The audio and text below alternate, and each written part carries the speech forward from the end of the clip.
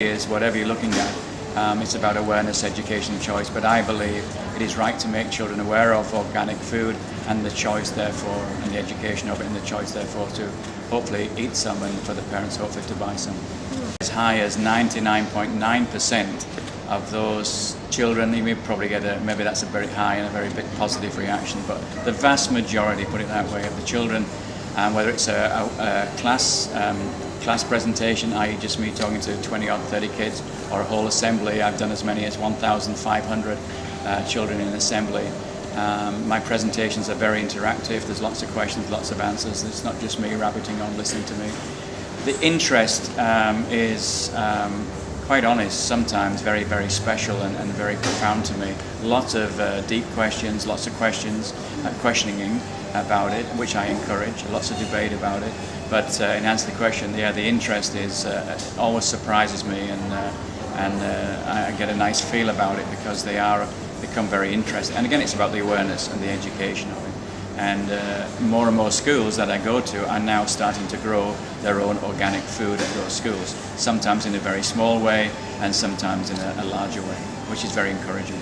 I think there's a huge ignorance out there, because of some media representation and certain celebrities now saying that organic food could be more healthy for you, and some common sense awareness out there. But still in November of 2007, there's a huge void between awareness and education about organic food and the difference between conventional and organic. For instance, I'll give you a classic example.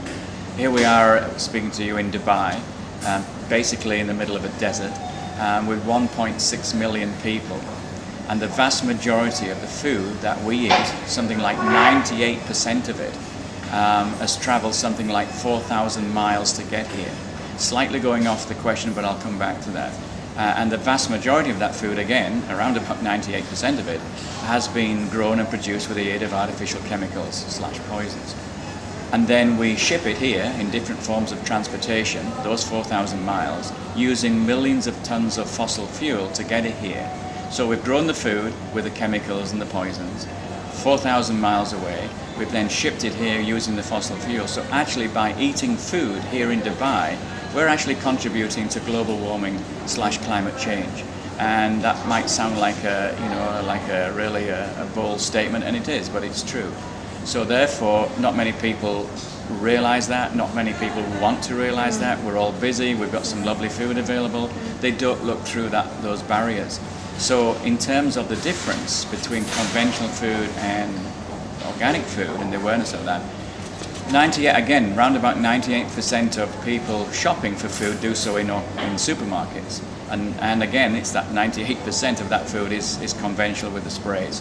So therefore, when people see the little bits of organic food around in the supermarkets, and that actually is certified organic, and that's another little bit story in itself, but it's quite an important story, they see it to be more expensive. And so that alone, because most of us are price driven, that alone, that simple factor, and there is reasons why it is more expensive, and it shouldn't be, but it is, puts people off buying it. So they think, well, why should I pay such and such a price for an organic apple when I can pay far less, in some cases, sometimes a third of the price less, for a conventional apple. So we're price driven. So what that means then, people don't look beyond that. So food generally has become a cheap commodity in the marketplace, the globalized marketplace. And this is a long answer, but there's lots of reasons about this thing. But for instance, only 30 years ago, since 30 years ago, our household income has doubled, and some cases more than that. And yet our spending on food, as our household spending, has dropped from something like 22% of that household income down to around about 9%. So therefore we don't put any really true value on our food, because most of our food really, in inverted commas, is cheap generally. So the difference between organic food and conventional food, apart from the fact it is more expensive, and again it shouldn't be, but unfortunately it is, people being price driven just simply go for that conventional food. And therefore what you have is a situation where the organic food is a very, very small part of that marketplace, of the food marketplace.